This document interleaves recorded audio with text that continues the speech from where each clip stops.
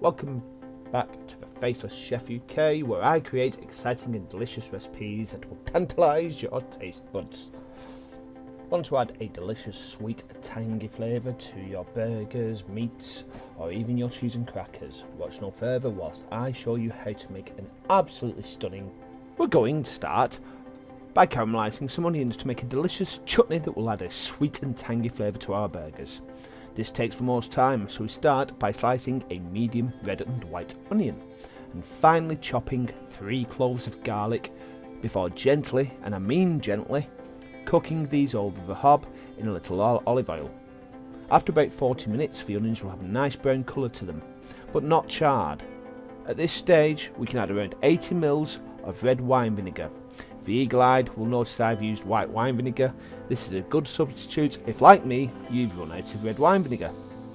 We then add a generous 2 to 3 tablespoons of balsamic vinegar, 50 to 80 grams of dark brown sugar, and depending on taste, 1 tablespoon of paprika. Again, cooking this down until a beautiful caramel has formed. To check, drag your spoon across the surface of the pan. If the syrup takes a few seconds to reform and recover, then it's perfect. If it recovers the surface quickly, give it another 2 minutes. We can store this in mason jars and this will keep for months.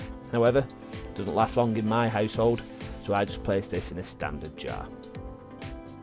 And there you have it, an absolutely delicious, sweet, tangy, caramelised onion chutney.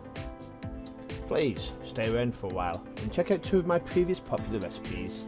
Leave me a comment, join the community and subscribe. Thanks for watching. We'll see you next time on the Faceless Chef UK.